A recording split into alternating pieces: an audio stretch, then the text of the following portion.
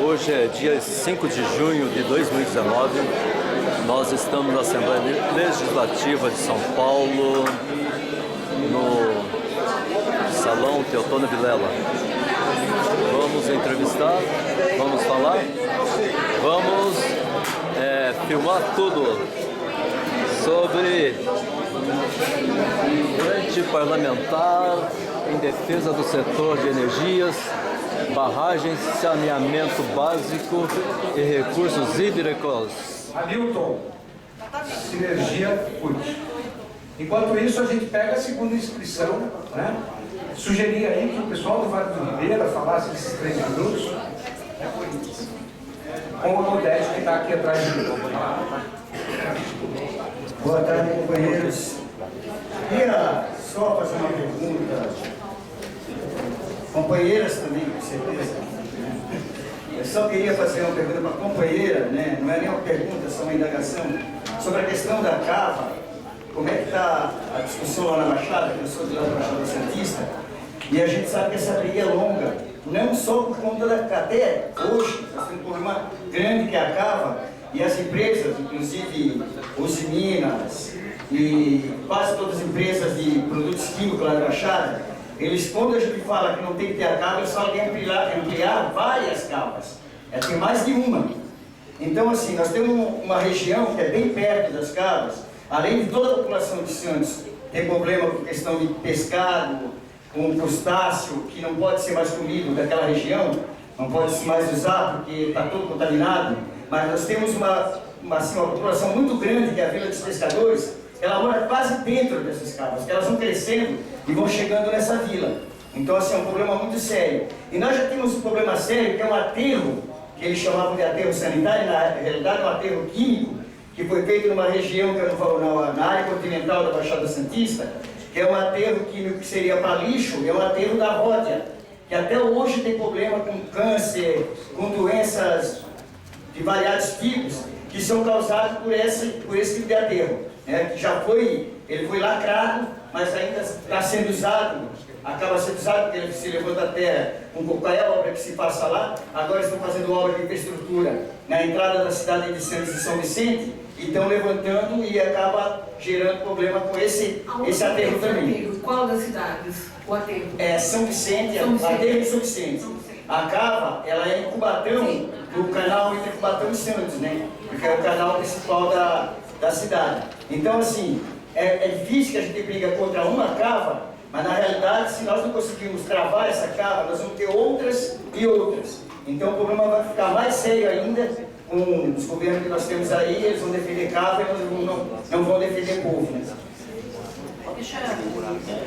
Quando a próxima pessoa vem, deixa eu só fazer um esclarecimento. Em relação a essa questão da cava de Cubatão, o deputado Luiz Fernando, que esteve aqui, ele tem feito várias discussões em relação a isso. Então, acho que é fundamental que ele venha, de fato, para a nossa discussão aqui da frente, para que a gente possa agregar mais pessoas nesse debate. E com relação à fala do MAB, né, de todas aquelas propostas, as demandas e as propostas, eu acho que essa frente tem muita condição de estar elaborando uma lei, de estar pensando nisso. Nós temos vários técnicos capacitados aqui na nossa liderança, que podem nos ajudar. Então eu acho que é só a gente não perder o foco do nosso trabalho, que a gente vai conseguir, com certeza, avançar. É isso.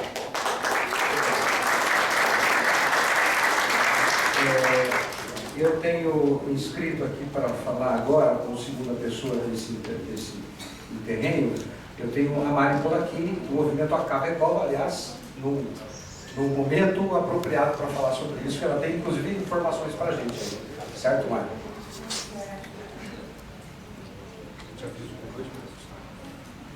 Boa tarde a todos e todas. Então, como a deputada falou, realmente o deputado Luiz Fernando, ele abraçou a nossa causa, ele conseguiu a aprovação de uma CPI da CETESB para tratar exclusivamente do licenciamento da cava, porque esse licenciamento está cheio de erros, prazos, falta de autorizações de implantação do empreendimento, é algo criminoso E aconteceu, como tantos outros empreendimentos que a gente vê que não teriam a mínima estrutura de serem implantados, e eles são implantados. Além dessa cava, essa cava parece que foi um projeto piloto, porque nós já ouvimos falar em 40 cavas subaquáticas. Eles querem trazer essa tecnologia, que é uma tecnologia super ultrapassada, que não se usa mais, porque assim, eu não vejo pior lugar para jogar lixo do que dentro d'água. Isso acho que qualquer criança, né? E a tecnologia é essa, você faz um buraco na água, joga lixo dentro d'água, aí tapa o buraco como se não houvesse, que aqueles sedimentos não permeassem, né? Por aquela camada de areia, de lodo.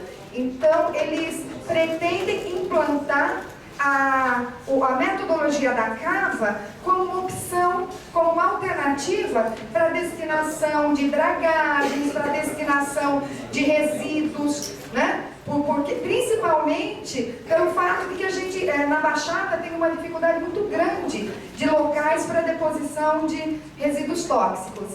Então, assim, é importante, né, a chegada do MAB até nós, porque o movimento A Cava é Cova, ele já está bastante tempo lutando, e quando nós recebemos o convite do MAB para lutarmos juntos, assim, foi maravilhoso, porque agora, né, hoje só pude vir eu, né, lá da Baixada, não é fácil para a gente também ficar se locomovendo tanto, mas quando eu vejo todos aqui, né, e saber que estamos lutando juntos, é muito importante. Eu agradeço, né, a formação dessa frente, que possamos mesmo estabelecer limites para esse desenvolvimento que não, ele só visa lucro, a maioria das vezes empresas privadas, não são nem empresas públicas, e eles agem nos nossos municípios, nas nossas cidades, nas nossas casas, como se nós não fôssemos absolutamente nada, como se nós fôssemos só estatística. Então, assim, é uma gratidão imensa poder ver todos juntos aqui lutando na mesma causa. Eu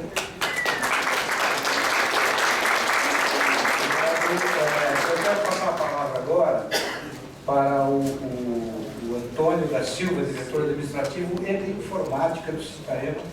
Boa tarde a todos, né? E a todas. Bem, deixa eu me apresentar melhor, né? Porque houve uma confusão. Na verdade, o Edson está aqui com a gente, mas ele teve aí uma disposição e pediu para que eu fizesse a vez dele aqui na mesa aqui para estar representando o nosso sindicato, que é o Sintaema, que é o Sindicato em Água, Esgoto e Meio Ambiente do Estado de São Paulo. Eu sou conhecido como Ceará, na minha base sindical. Sou funcionário da Sabesp há 19 anos e há 15 anos estou na direção do sindicato. O nosso sindicato é um sindicato classista que representa os trabalhadores da Sabesp, da CETESB, da Fundação Florestal. Também representa hoje em torno de 84 empresas privadas que estão hoje dentro do setor de saneamento, né? Ou seja, tem mais empresas privadas do que empresas públicas hoje no setor, mas a maior delas é a Sabesp, né?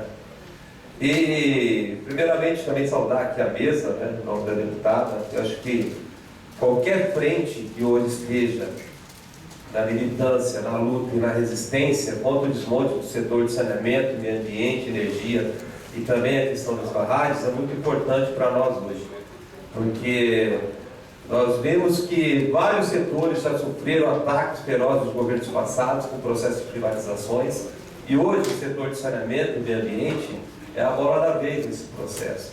E a gente sabe que quem vai ser mais prejudicado com esse processo de privatização vai ser a população mais pobre e os trabalhadores dos setores. Então acho que essa frente ela está no time certo, acho que ela vai contribuir muito nesse processo, né? E o Sintaema, né, com a sua história, a sua luta em defesa do setor, tem muito a contribuir dentro desse processo.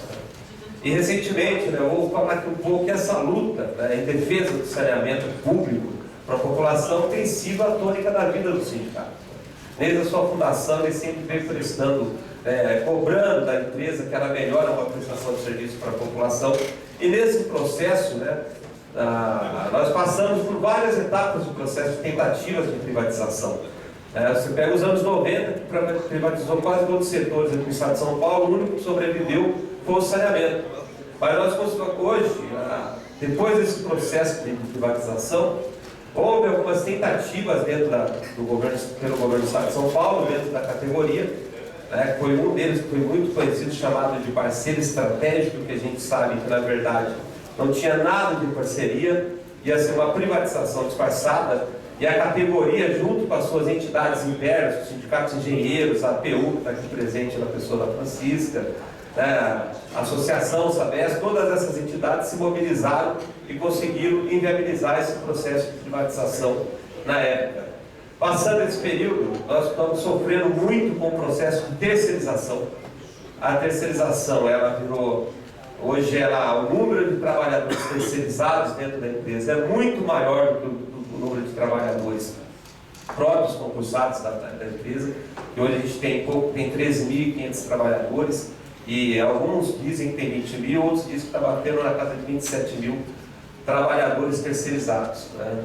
Então ela não privatizou, mas terceirizou boa parte do serviço, e além disso ela abriu também o seu capital, né, para o mercado de ações. Hoje 47% das ações da Sabesp, 49%, né, estão no mercado financeiro. Está na Bolsa de Nova York, está aqui na Bolsa de São Paulo. E isso atrapalha muito o setor de saneamento, porque o investidor ele quer um retorno, um lucro imediato, né? Então, ou seja, dinheiro que a população de São Paulo está gastando, pagando com a sua conta de água, que vai para o saneamento, como os números que a colega mostrou ali. A Sabesp, o maior número dele, 2 bilhões de reais. Esse dinheiro não volta na sua totalidade para o investimento no setor de saneamento, não volta como benefício para a população, boa parte disso está indo para o bolso de acionistas, né, do capital, dos tubarões do capital, na sua maioria estrangeiros, né? Então isso é uma preocupação muito grande. Mas a gente tem feito essa luta, tem conseguido mobilizar os trabalhadores, tentar entrar com essa discussão dentro da população, né, dentro das comunidades, para que elas entendam a importância do saneamento. O saneamento é saúde pública, cada dólar investido em saneamento se economiza 4 de saúde pública. Hoje o Brasil ainda tem um déficit muito grande de saneamento. Então acho que a gente precisa estabelecer essa luta, e agora recentemente nós tivemos no ano passado uma nova tentativa de privatização do setor de saneamento, através da medida provisória 844. Essa medida provisória, nós fizemos várias reuniões em Brasília, várias embaixadas aqui em São Paulo, com deputados, com prefeitos, e nós conseguimos derrotar essa medida provisória no ano passado, exatamente no dia 19 de dezembro.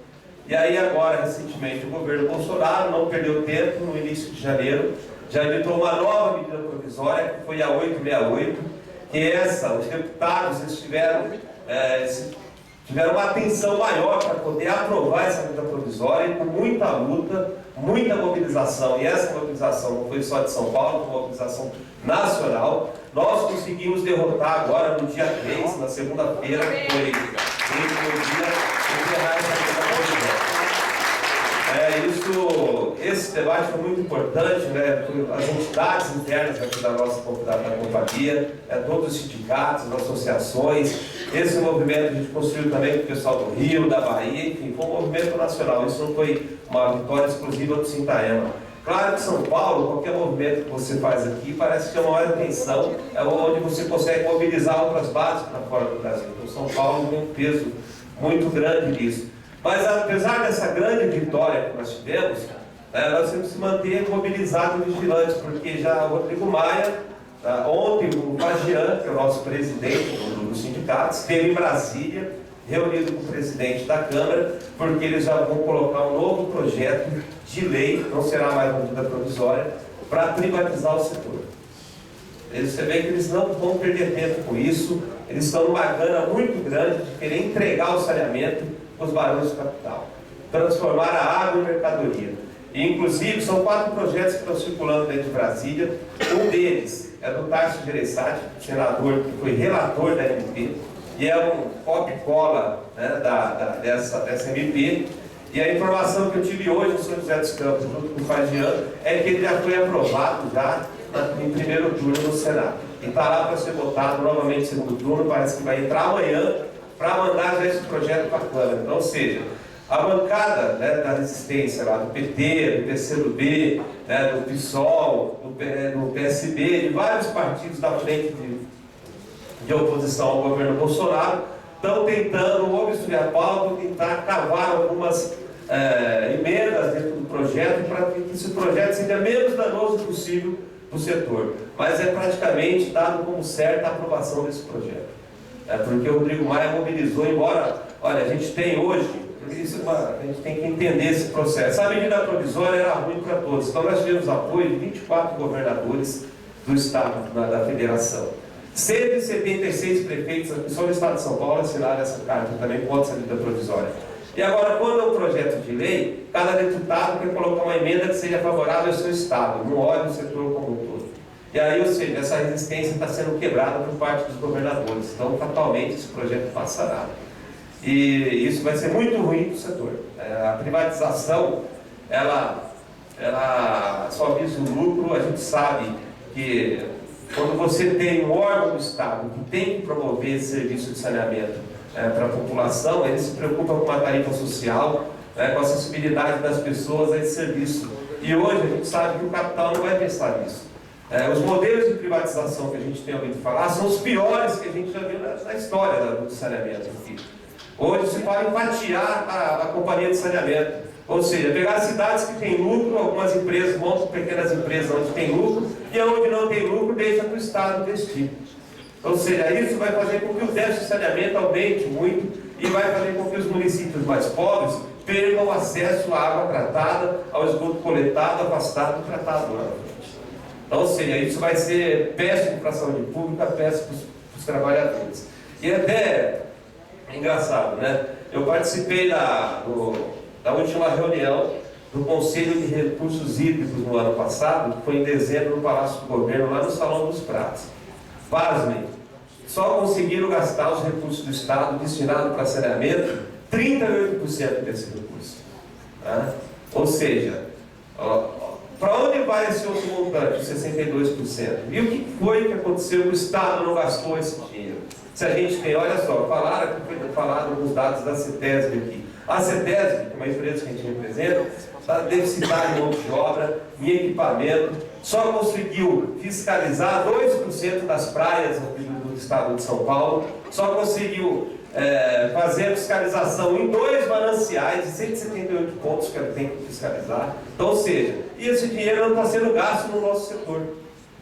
Então, assim, parece que o próprio Estado está empurrando, está sucateando o serviço para que ela ganhe a opinião pública da população, para que ela seja privatizada de fato. Então, acho que essa frente ela tem muito esse caráter de mobilizar a população. Nós estamos começando a pensar agora novas estratégias dentro do sindicato, porque Brasília pode aprovar esse projeto, vai ter luta lá e vai ter muita luta aqui. Vocês não tenham dúvida disso. Porque em São Paulo, a coisa aqui não é muito fácil para nós, né? O governo do Estado parece que ele tem fetiche por privatização, né? Tem mais de 200 projetos para privatizar o Estado. Então, ou seja, o principal hoje que está na ordem do dia é a Sabesp. E ano passado, nós tivemos aqui um sabor dessa casa de leis aqui, né? Uma grande parte dos deputados aprovar o projeto da Road, que é um projeto de vendas, mais ampliar a venda de ações da Sabesp. E a gente sabe que se colocar mais ações para vender, mesmo que o Estado seja majoritário, a sanha, a gana por lucro dessa empresa vai aumentar. E isso vai começar a criar novas categorias dentro da Sabesp, onde você tem conflitos entre trabalho, pode até matar o concurso público lá na frente, ou de fato extinguir com a maior companhia de saneamento de água e esgoto da América Latina. Que é o patrimônio do povo brasileiro. Penso dessa forma. O know-how que a Sabesp tem, ele não pode ser simplesmente liquidado da forma que o Estado está fazendo, porque quem vai pagar com isso é a população mais pobre, é a população mais carente, e são os trabalhadores que ali deram a sua vida para construir isso. Porque saneamento está no banco da escola, mas não é igual o que está na prática, né? Muitas vezes o cara é um engenheiro químico formado, mas quando ele entra numa estação de tratamento de água, ele vai ver que muito que ele aprendeu lá não serve para o dia a dia que está colocado ali, e ele vai aprender ali, sabe, com aquele trabalhador que está ali. Eu lembro muito bem do ex-presidente, que esteve dentro da Sabesp, que que para enrolar 6 prefeitos da região metropolitana, ele foi ter aula lá com os peões da Sabesp, lá da Ed Barueri. E ele foi para a televisão, deu uma baita aula de saneamento. Aí o cara parecia que era um doutor de saneamento. E aí um debate que nós tivemos numa rádio ao vivo, na época, eu falei para ele que não era um homem de saneamento, que o que ele estava fazendo era enganando os prefeitos. Porque ele falou que até 2018 tinha 100% de voto coletado e tratado. Já foi. E não teve. Então, ou seja, para mim estar encerrando aqui, quero dizer que estou muito feliz aqui em estar participando disso. O Sintaema também vai dar a sua contribuição com isso, né? O Fagians teve uma outra atividade hoje, a gente está num movimento muito forte, é a questão da holding, a questão da privatização, campanha salarial travada dentro da CETES também, que o Estado já anunciou que o nosso aumento vai zero esse ano, né? Ou seja, então, queria aqui deixar essa mensagem para vocês aqui do Sintaema, contem conosco, né? O Sintaema é um sindicato de luta e vai lutar e resistir até o fim. Lula livre e fora Bolsonaro.